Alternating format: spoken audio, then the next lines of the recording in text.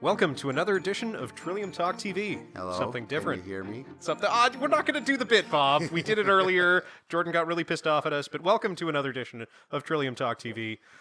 I am joined once again by Bob Yaciuk. Bob joins us on the program every Tuesday night at 6:30 or 6:40 when we're experiencing technical difficulties. Well, you have to wonder, Greg. Do you think mainstream media has got a hold of our technological department here? I don't think we have to have conspiracy theories when Facebook explicitly tells us that they're controlling the message. Maybe they're threatened. Maybe we're on the up and up. We have a very special show for you tonight. We're going to be doing a Q&A section with Kyron from Cannalnvestor magazine. But before we get to that, I mean, a lot has happened for political junkies all the way across the province this week. It's been a busy week, hasn't it, Greg? No kidding. Where do we start with the? We've had the throne speech, which is an amazing piece of fiction. Amazing piece of amazing speech. We've also had a new leader for the official opposition. Or ringmaster, however you say it. We've had what else? We've had a couple recalls on vehicles already this week. Where should we start? Well, I mean, let's start with the Ford recalls. It's I don't know if that's very, nice to say, but yeah, we have a new leader. The PCs have a new leader that we have to contend with. And I think Doug Ford won the race. It was before the race. He said that it was he put out a press release, I believe it was, that said that it was fixed. It was not regulated properly. And then he won, and it was okay. So after that, and then within 6 days, they had a recall on two Ford policy planks. Well, it used to be the Trillium Party policy planks. First one was when he said the sex education curriculum is at the bottom of his totem pole. Greg, I suggest to you this: the recanting, the taking away of the sex ed curriculum, which many would argue is the reason why he went over the top in the leadership race, and then within 6 days, he decided that was at the bottom of his totem pole. In a province that has about 10,000 problems going on and issues that have to be dealt with, when you are relegated to the bottom of that totem pole, you are sent into oblivion. That's the fact. It's gone. Well, Bob, I have to stop you for a second and ask you, is Doug Ford copying you again? Have you recently recanted your desire to change the sex ed curriculum? Not a single thing. The Trillium Party has not recanted on anything since we put our policies forward. Go check them out. They're date stamped. They're there, and they are written in stone as far as we can tell. Look at it this way: the Liberals, we understand what they're all about. They're saying anything they have to say to get elected. They're giving away the whole farm here in order to get another crack at a 4-year term. That's fair. That we understand how they work. They've done it for so many years right now. We're actually getting used to that being the norm. And then we've had the Progressive Conservatives, the other official opposition. They had a big policy conference in last fall. And that was the be-all and end-all of all policy conferences. That's when the policy advisory councils come in, where all the members of the party come in and said, this is what we're doing. That's what we're doing. We support the carbon tax. We support the Green Energy Act. We support this. We do that. And then, and every PC caucus member supported it. All the people that are voted for as PC members in provincial parliament said, yeah, we love it. And then they had a leadership race. Every candidate that wanted to run said, we support the People's Promise that was initiated by the former leader of the and the membership. They had to sign a document saying we support it. Oh, and then when the leadership started, we don't support it. You know why? Because it wasn't any good. The People's Promise that every PC member or that the party voted on, every PC caucus member supported, wasn't working. So they had to come up with something different. You know what they did, Greg? They took the Trillium Party policies and they campaigned on Trillium Party policies to become leader. And then, so they recanted on their promise. And then the leader wins. Because of Trillium Party policies, he becomes the leader of the official opposition. Within 6 or 7 days after that, 2 policies have been relegated to the back burner. No, one has been denied and one's been relegated to the bottom of an empty pit and said, it's gone. I suggest that this has happened once in the past. Well, when was that? You're all of this you're referring to, that's Patrick Brown, right? No, he did it with the sex ed curriculum where he got everybody on board and he said, support me as a leader of the party and I will get rid of the sex ed curriculum. Oh, wait a minute. And then right after he got in, he voted for it, ordered his caucus members to support the sex ed curriculum. And you know what the caucus members did? Just like the good sheep they are, they've supported it. Well, listen, wait a minute. Isn't that what the new leader just did? Well, listen, given how the news broke about Patrick Brown and his issues, and maybe there was something in that new curriculum that he decided after some reflection, maybe it's not so bad. You don't get to flip-flop on issues like that. Leaders don't do that. Greg, what did the PCs campaign on for 3 years? Not campaign on, but govern for 3 years. What policies, what principles? I challenge you. I'm going to ask you, Greg, as a host of this show, right now, how did they regulate how they voted for 3 years while they were supposed to be standing up to the biggest bully this province has known, Kathleen Wynne and her Liberals? What did they use? What principles, guiding principles did they use when they voted? Yeah, principles? The dead air says it all. They had none. They finally got what they thought were principles in last fall. And then, whoop, gone, vaporized. And then they thought they had a whole bunch of new ones come the leadership campaign. Yay, we have principles. Vaporized. And a week after that, people are being duped, sucked in again, and we got to stop this cycle. This endless, it's like a beaten spouse syndrome here. We expect to be beaten down and we sign up for more. The Trillium Party is the only people that have been consistent and are trying to effectively change it. And I am so concerned right now, Greg, that people are going to be looking to one of these people as their, they're all the same. They're all to blame. It's the same circus, Greg, with a new ringmaster. Meet the new boss, same as the old boss. That sounds like a Who song. Eh? 2 weeks after, 2 major planks were gone. And we go, oh well. You go on the Twitter sphere or the Facebook, the social media. Hey, go PCs, go Doug Ford, go this. He's taken 2 primary planks, and yet you still line up and you say, oh, that's what real change is about. Look in the mirror, people. Well, use your executive function and see that you were duped once before. Do you have to wait until after the election to go, oh gosh, I guess we did it again? You'll be sucked into another 20 to 30 year cycle. This is the election to count where you can make a difference by supporting something different, something better. The Trillium Party of Ontario. Well, hang on a second, Bob. You keep alluding to the second policy plank that has been abandoned. I'm sure all our listeners at the edge of their seats. What is that policy plank? Number 1 was the sex ed curriculum. He come out and said it's at the bottom of the totem pole that has 10,000 issues on. And number 2? That's dead. Number 2, he recanted on the LCBO style of distribution. The leader of the PCs come out and said, well, we're going to have to stick with the LCBO program now just to see if it works. And after it's working, we'll revisit it. Really? Have you ever seen a genie put back in the bottle in this province? Once. Even once. And if you're going to have to reach that hard to find something, well, there's just nothing there. Well, listen, Bob, prohibition wasn't that long ago, and any day now I'm sure we're going to put the genie back in the bottle with respect to liquor sales. You know, that's why I like you, Greg. You have a good sense of humor. It's not happening. 2 major groups that put the PCs over the top again have been recanted on.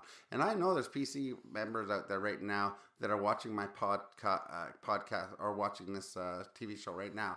And they're actually putting their fingers in their ear going, la, la, la, la, la, I can't hear you, I can't hear you. And you will line up and you will vote for one of these 2 parties. And you will suffer the same as we have suffered for 30 years.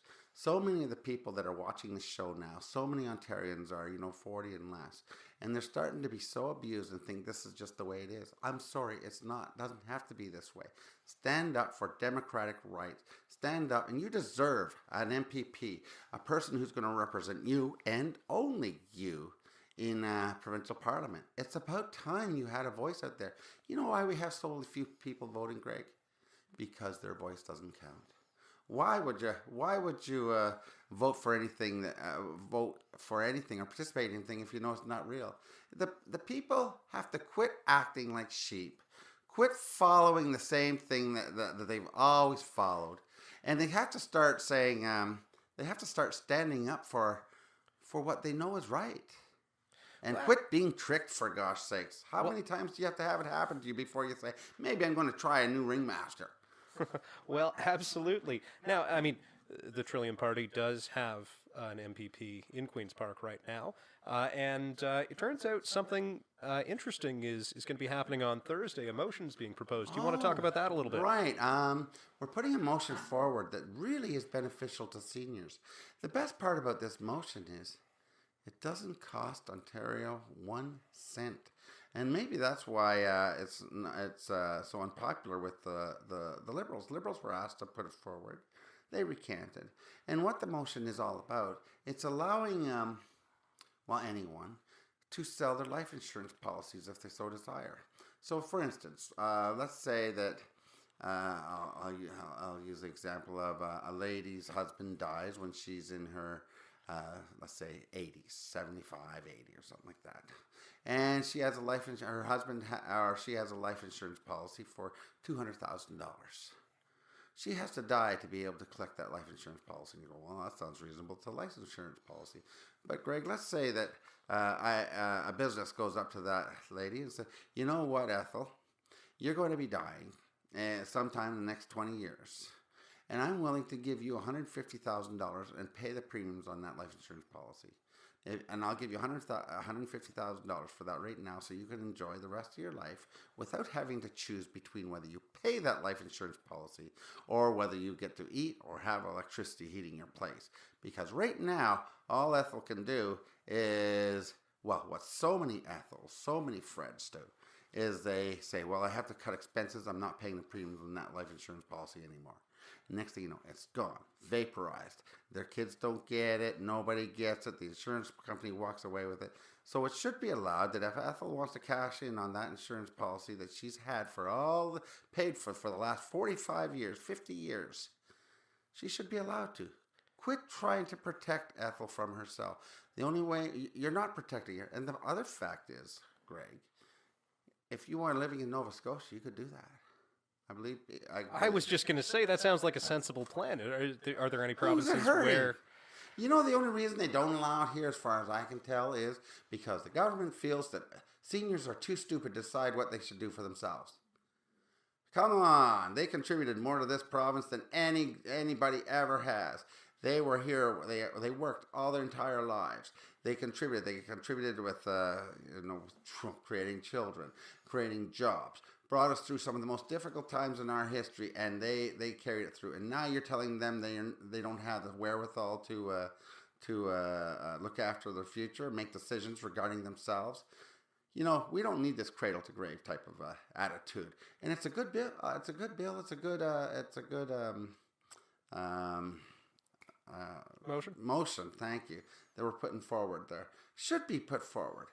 It doesn't cost anybody and allows seniors to live with some dignity. We need more programs put forward that allow seniors to live with dignity. And hey, speaking of that, I think the throne speech, well, we can talk about the throne speech later. Jeez. Yeah. Anyways, I'm on a bit of a tear. This week is a little bit of a tear for the Trillium Party and making us a little bit crazy.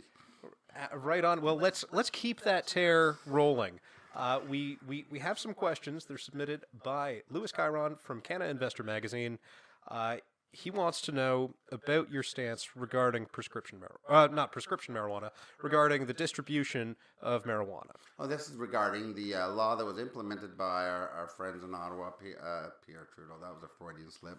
Justin Trudeau, that said cannabis is going to be legal, and next July, I think, is when it's being brought in. Well, they've already failed. It's going to be August now. Is it? Have they moved it? Yep. Oh my gosh!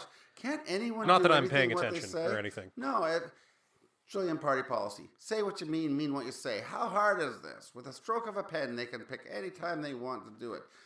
You know, and as long as you can keep putting something off, they're going to keep putting something off. You said you're going to do it. Do it. That's the way I was taught by my parents. That's the way I try to. My business operates that way. When I shake my hand, say I'm going to do something, I do it. Or die trying. And why can't a government do that?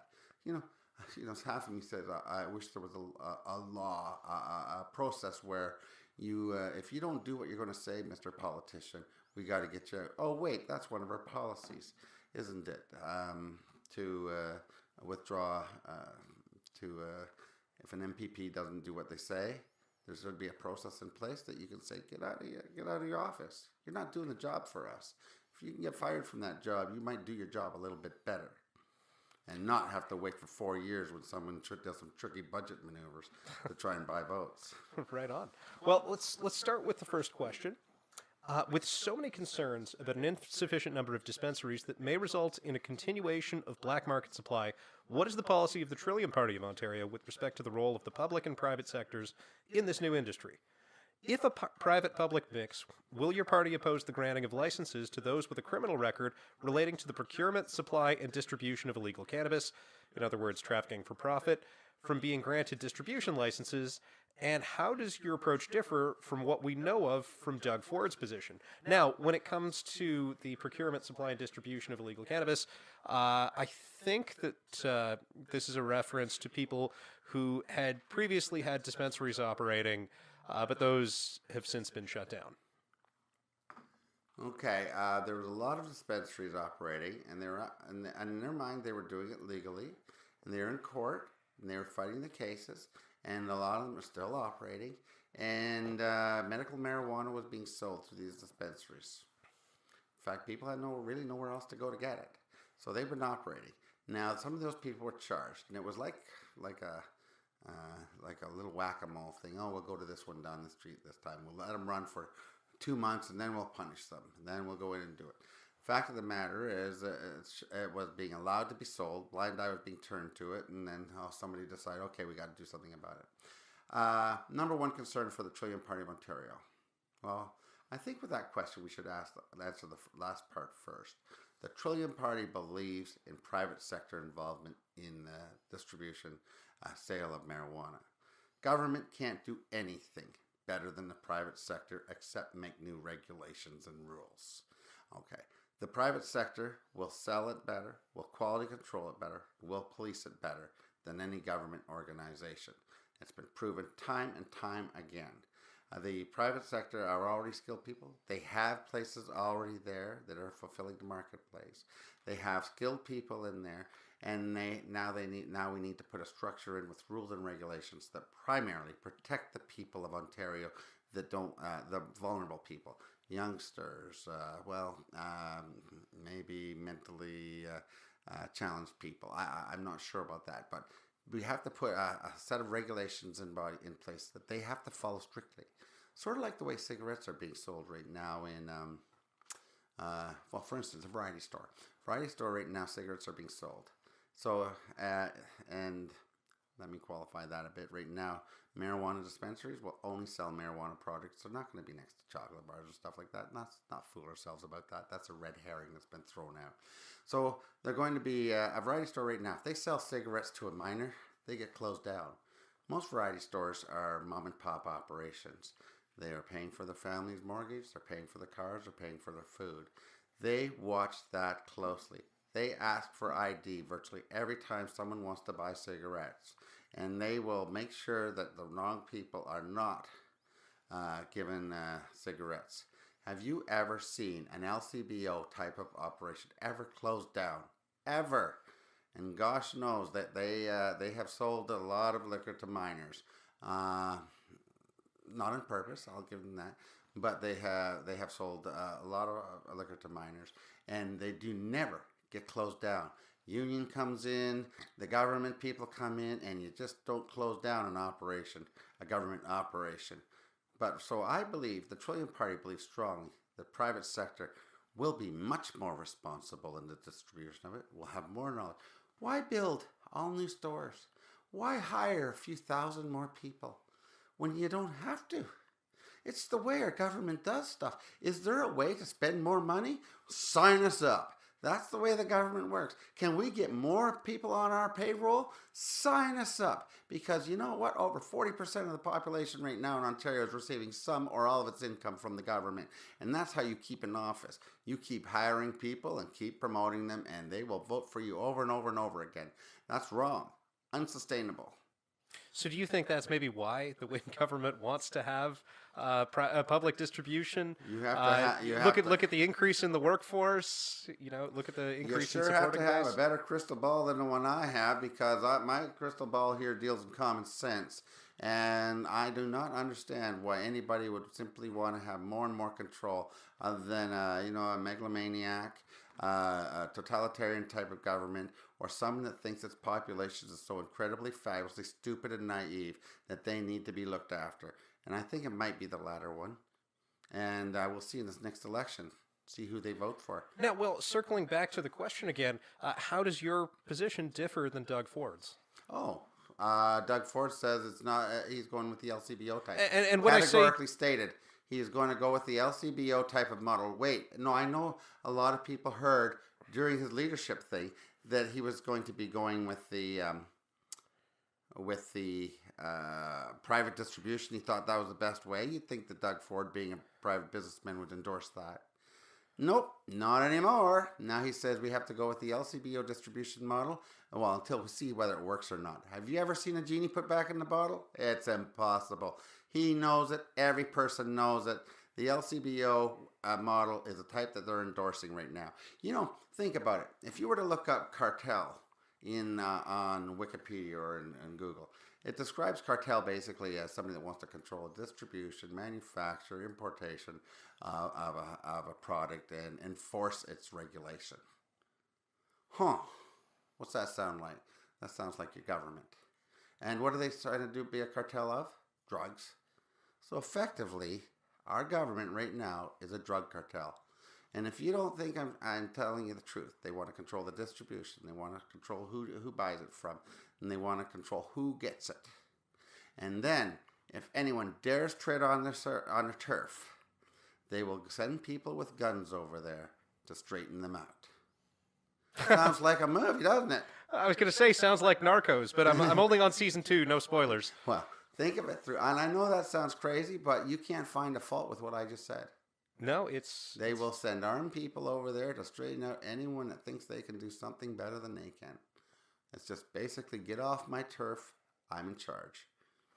I don't think that's where our Constitution, when they founded this country, I don't think that's what they had in mind. I think they expected families, businesses to prosper, not be controlled.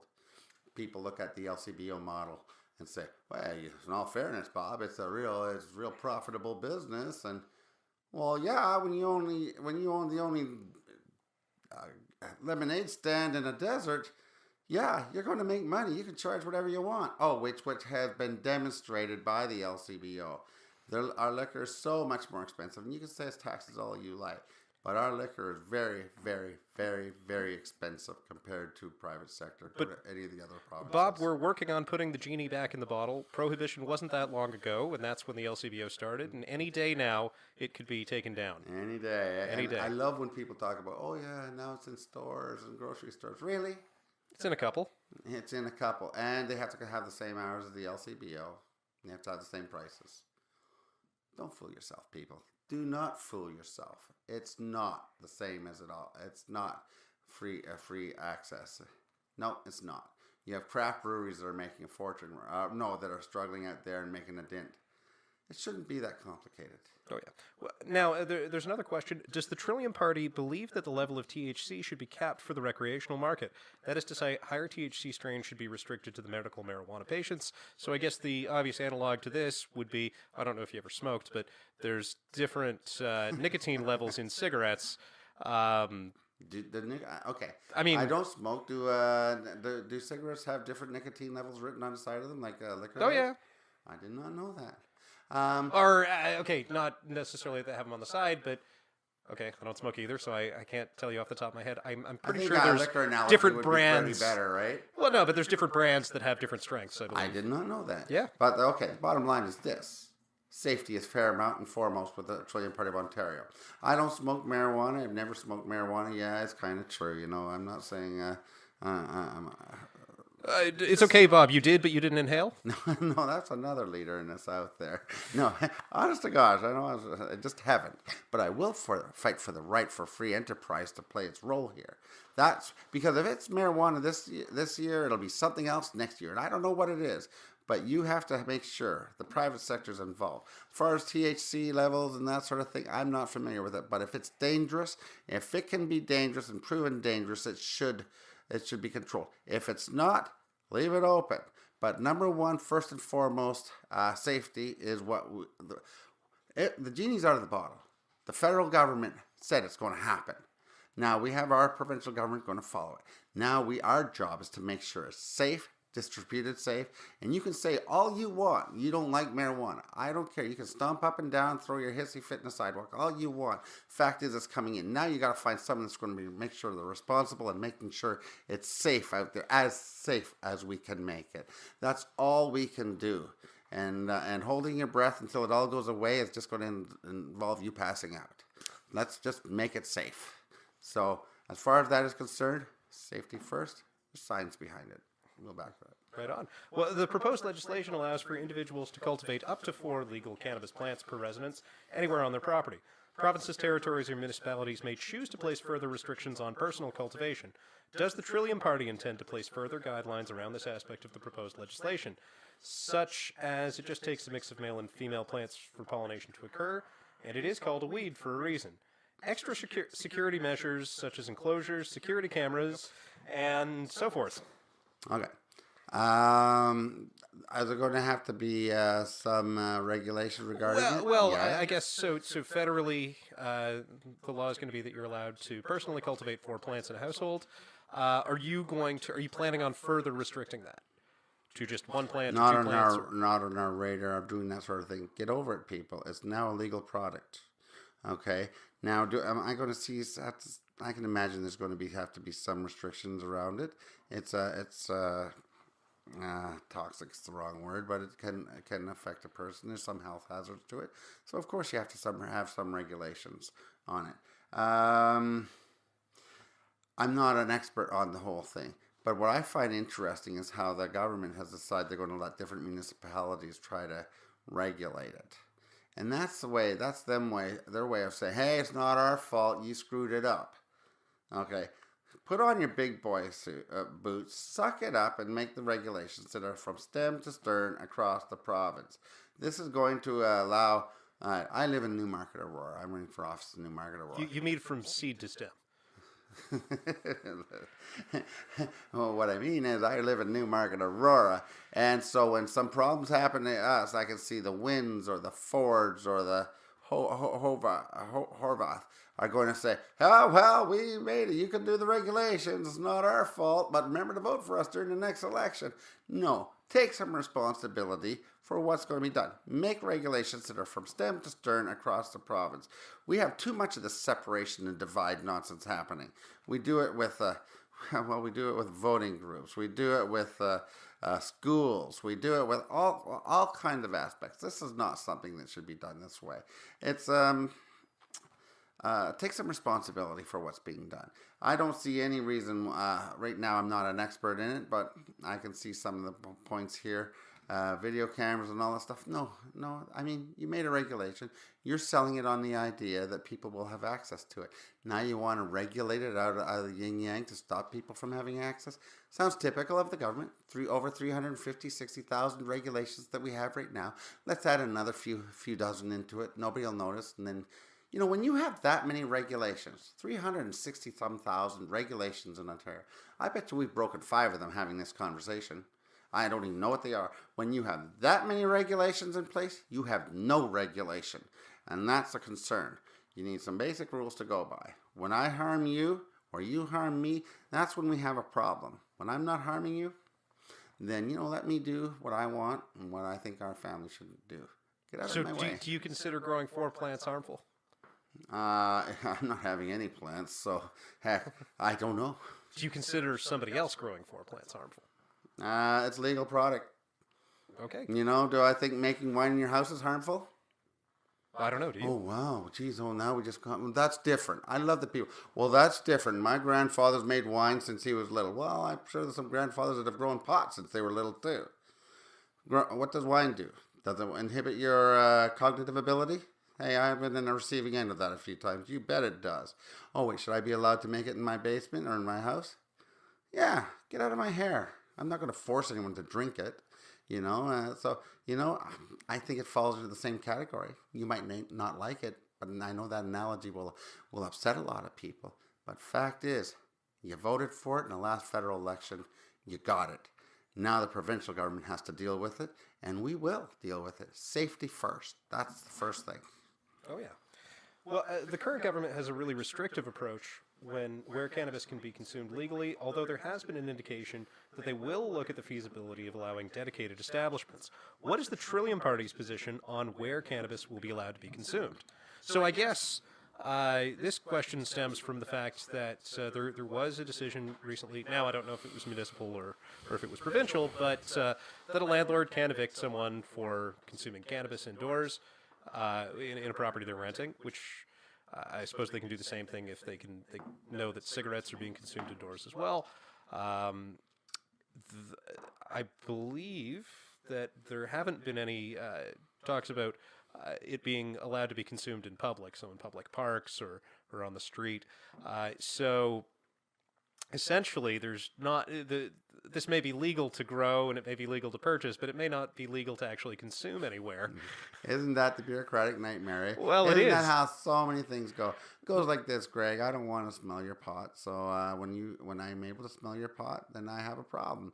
I don't want my newborn, I don't want my medium born or my old born to be smelling your pot and having a drug that is toxic to them. I just don't, and that includes cigarette smoke. So when we have a problem, then we have a problem. Whether if I live in a building that I have cigarette smoking coming into my place, I have a choice. I can fix it or I can move. And as far as Well, I was just going to ask you this then. So, what are your thoughts about cafes opening up that are marijuana cafes? Sort of an equivalent to mind it, Greg, and I'm gonna tell you the cigar why. shop that Exactly. a cigar club. That's it. If I walk into a cigar lounge, I'm not going to write out a complaint to the city that I inhaled cigar smoke. Clearly marked, cigar lounge. Cigar smoke will be here. If somebody chooses to work in a cigar lounge, they make that decision. They decide whether it's risky or not risky. As long as they know, then they get to make decisions. Quit trying to look after me. I'm a grown-up man. I know as long as I know the risks, I make a decision to take those risks. I should be allowed to do that. When I jeopardize somebody else is when we have a problem. So if I'm blowing cigarette smoke, cigar smoke, marijuana smoke in somebody's face, you know what? Now we got an issue. And then we have there's innumerable laws that can look after that. It's like, are you gonna stop swearing in a nightclub? Well, there's people out there that would like that, Greg. No, okay, but if you start going to someone's face and you start screaming and swearing in their face, there's a law against that. You can't abuse people. That's the deal. So cafes, as long as you know that it's a marijuana type place, go in it. And as far as I'm concerned, if a place wants to relegate itself, and this is me, the Trillium Party actually doesn't have a policy on cigarette smoking. It's just not something that's come out. But if you go into a restaurant that says we allow smoking in here, your decision to go there. I won't go there. I don't like cigarette smoke. That's just the way I am. So I'll go to the other one down the street that caters to me, and I may have to pay more. I may get to pay less. I don't know. But you know what? If there isn't one in my neighborhood, I'll open up one because there's some money to be made in there, and it's okay to make money in this province. Well, you wouldn't think so, but it should be okay to actually do a business and be respected for wanting to be a business. What if a cafe had a toking and non-toking section? Do you remember those days in coffee shops? I remember the people that put up the glass walls, spent like $40,000 putting a glass wall up, and the next day they said, nope, no smoking anywhere.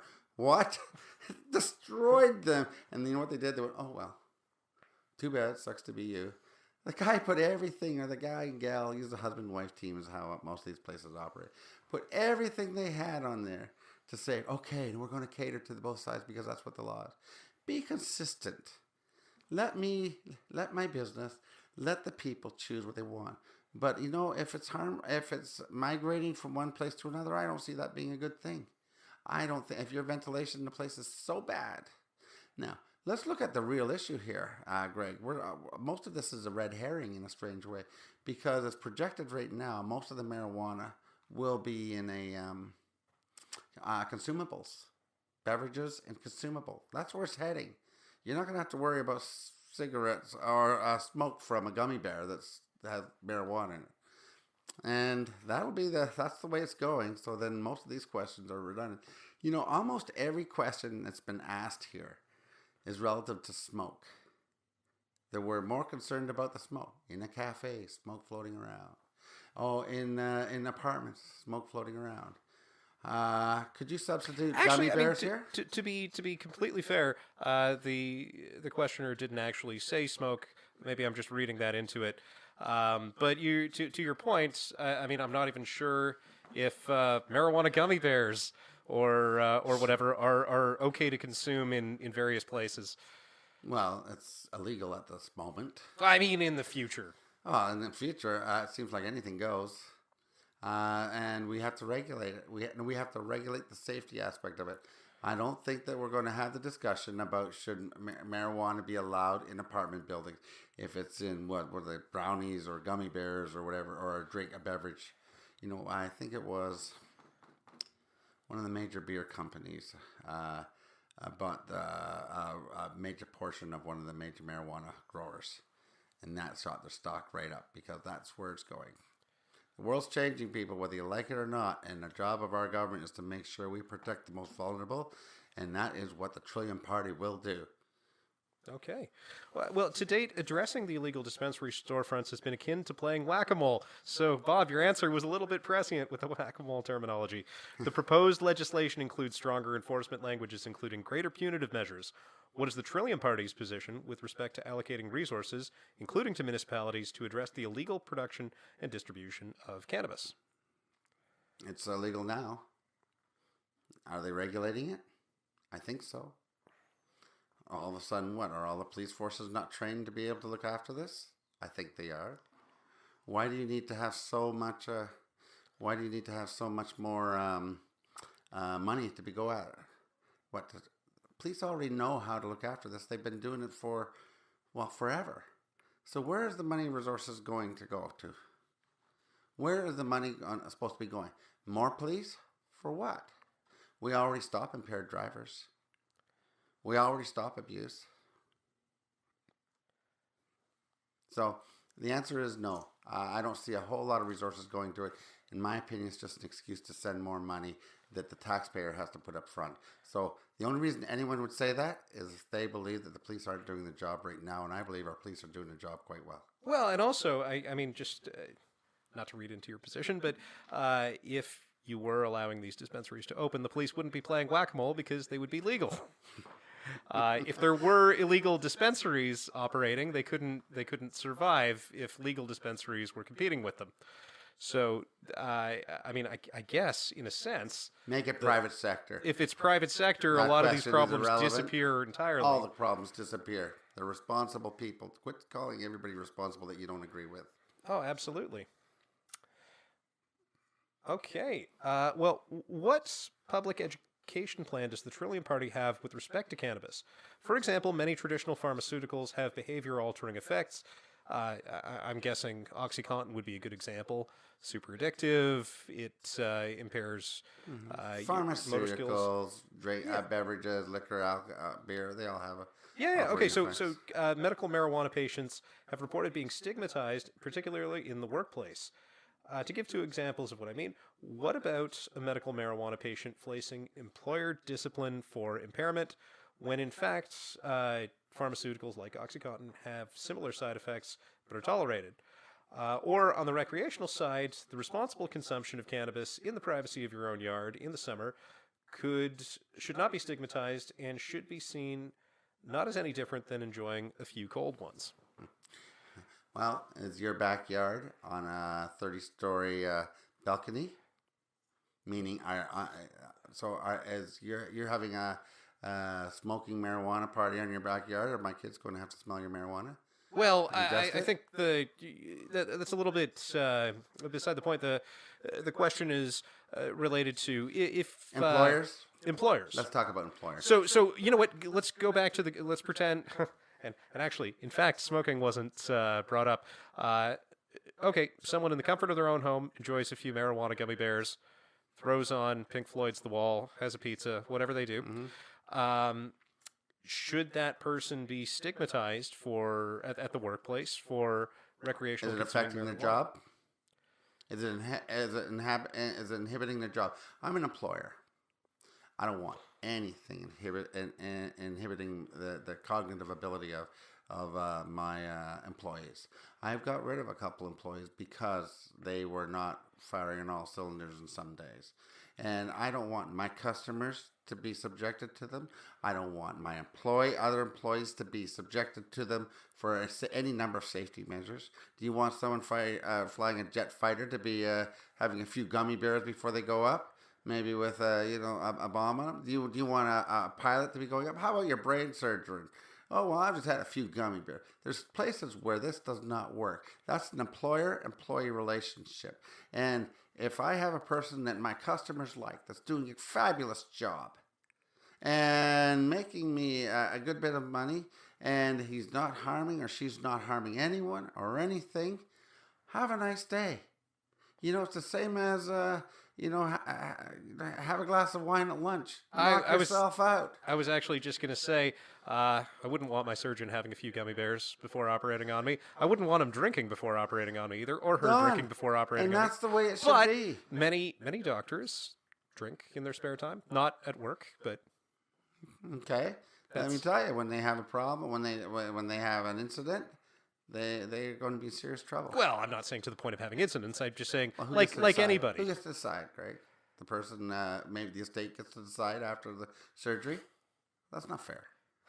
You know what? I don't want anybody working for me that's impaired in any way, whether it be beer, wine, Oxycontin, marijuana, or just didn't have a good night's sleep. If you don't sleep if you have show up for a few days in a row because you've been tired up all night playing video games, we got a problem. We have an issue because now my customers or my safety is at risk.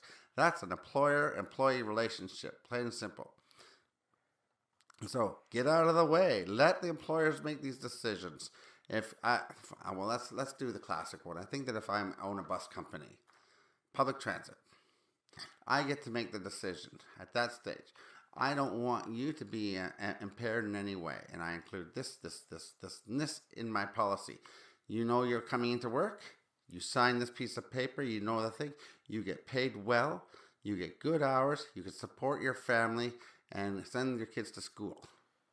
Follow my rules, or go to another bus company that's a little less stringent. That's the way it is. That's how employer-employee relationships work. Otherwise, employers will go other places. As soon as you don't get to have a say in your own business, you're not going to have a business here. And we've seen that demonstrated for years now. People just go away. 350 or 60,000 regulation, Greg. What kind of business can survive that? All right. Well, this final question brings me full circle while also letting you discuss your policy on another contentious issue, and that's of minimum wage. Obviously, the government-run locations mean fewer locations but higher paid staff and other costs associated with being government-owned and operated, translating into higher costs for consumers, and that may in turn extend the life of the black market. Privately run or a mix of private and public distribution means lower costs and so forth, primarily on wages. With respect to minimum wage, my own way of thinking has always been to raise the minimum income level before taxation, and this same philosophy appears to be shared by Mr. Ford. Raising the minimum wage leads to higher payroll taxes as well as low disbursements from income-based programs such as Ontario Works and Trillium benefits. What is your policy on the minimum wage? Wow, that's a lot of questions to ask my policy for the minimum wage. Okay, addressing a couple of things here. I guarantee you 100% that marijuana will be expensive coming out of the LCBO type environment. You'll have unionized workers. They'll all be hired on one same block. They'll all have brand new buildings or totally modified buildings. and they will have more regulations than you could ever shake a stick at, and they'll have the shiniest and newest of all equipment anywhere. Okay, now they'll have higher wages. Minimum wage plays no role with government employees. Okay. Secondly, no one can say that the private sector is going to be less expensive, but I suspect it will be. I suspect it, as with all private sector things, it'll be better run and it'll be more cost effective. As far as minimum wage is concerned, I would much rather have a minimum wage that's based on success. How about this? In my business, instead of I don't have enough people that can fill my job, what I want now is I think it would be much better if a business was forced to pay a higher wage in order to get good employees, because there's too many jobs, not enough people. Wouldn't that be the ideal thing? When you were starting, You mean like Alberta a few years ago? They were rock star. They had McDonald's workers that were getting $22 and $24 an hour. You know why? Because they could. The economy was rolling. Kids were making money. You were able to.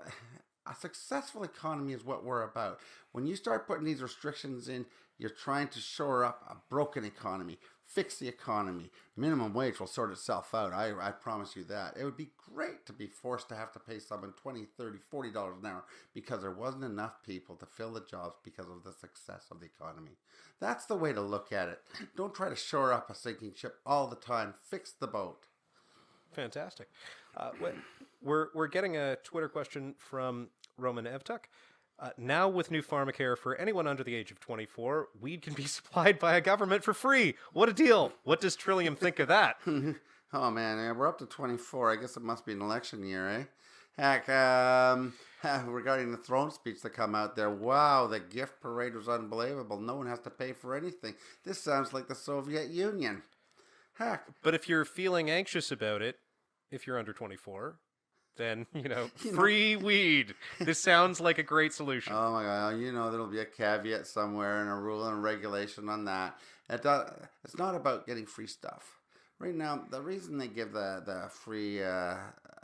so I was listening to the throne speech the other day, and they were talking about how the free pharmacare for young people already had 1 million people that they were helping out. Oh my gosh, let's raise the age is what they were saying. That's what they already within a few months they had 1 million people. Heck, they give it another year, it'll be 8 million people. That's a lot of money, and that's unsustainable. This is the way the Soviet Union used to work. This is the way Cuba works. This is the way socialist countries, communist countries, and dictatorship works. They make the people dependent on the government, thinking they have to go through the government for absolutely everything, that they are entitled to everything. And it breaks. It doesn't work. And we're going to witness it. And because the people who contribute are going to leave.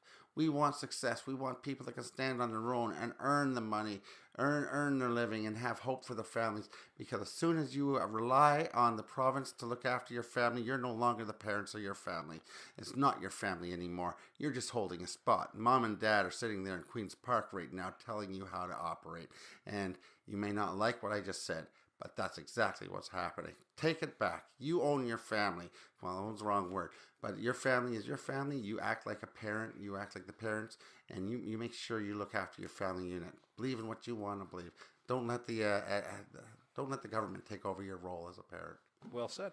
Well, this isn't a question, but we did get a response from Lewis Kyron. Thank you, Lewis. To Roman, medical marijuana is...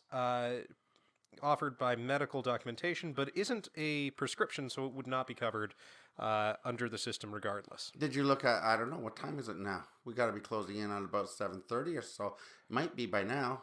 Maybe next month it'll be under it. Because this is what happens. We get so many things. It's like they want to get everything covered under, the object is to get things covered by prescription because then it's free. So many prescription plans, so many businesses have it. So drug companies make a fortune as soon as something gets caught up under as classed as a prescription drug. And so the mission is lobbyists by the dozens are in there making sure that prescriptions are covered by the government or employment health insurance plans. It will be one day. because that's how we roll in this province. Is it free? Is it an election year? Let's say it's going to be covered, because then we can get more people voting for us. And the people line up like sheep. And they just line up like sheep, and they come forward and they're going to vote for it. It's happened how many years? And then at the end of it all, they go, oh, well, that didn't work out. Who could have seen that happening? Every single person that put on lick of sense and has watched what's happened over 30 years. This is the election where things could change. This is the election that can make a difference.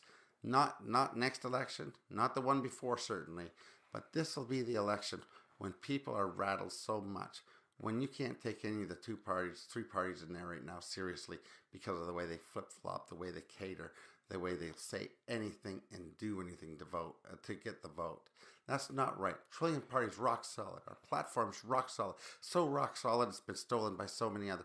I'm okay with that. I don't mind affecting change as long as they react to it. As long as they act on it.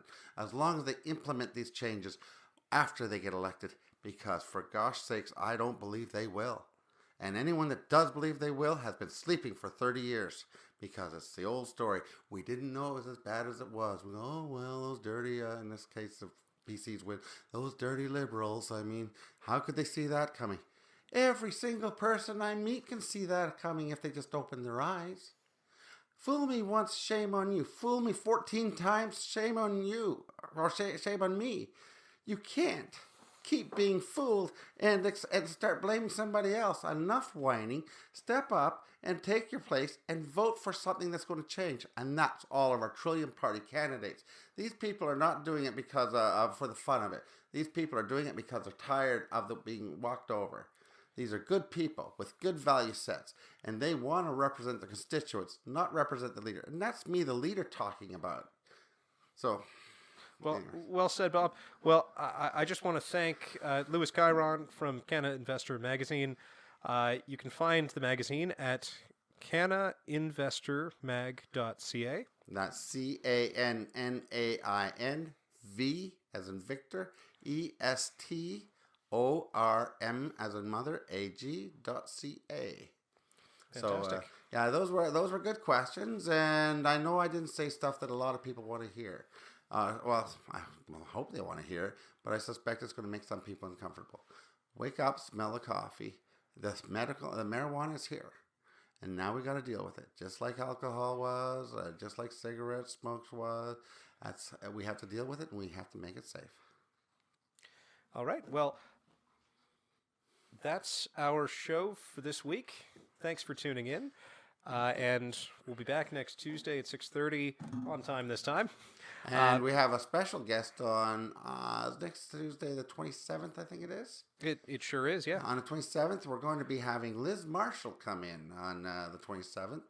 And she's our researcher, Crackerjack researcher. If there's something you want to know about anything, that woman seems to know about everything. She is a recognized researcher. She's done research for legislators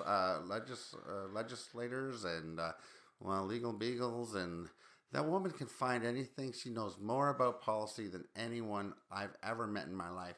I am comfortable in saying the Trillium Party of Ontario has the very best researcher of any government body in, I'm going to say maybe the country. She knows her stuff. We know inside policy. We know how the game is played. She's going to have a good time talking about the windmill. She's going to talk about the Constitution. She's going to talk about illegal deals here and there. I mean, it's amazing. And I just want to do a final reminder. Jack McLaren, when he refused to recant the truth, he says his line was, I won't withdraw the truth. And he was willing to stick by his guns and walk out. And you can see that video clip. You can come to TrilliumTalkTV. And you can also go to Jack McLaren's Facebook. And it's right now, that one clip in Ontario politics has had over 1 million people check it out. And it's had over 500,000 people look at read the clip all the way through. And you haven't even seen it on the news once, eh? We're going to work around mainstream media. We'll get it out there. Anyways, what do they say about the truth? You can't handle the truth. Can't handle the truth. That's right. Well, until next week, he's Bob Yaciuk. I'm Greg LaRue. Thanks, Ontario. See you then.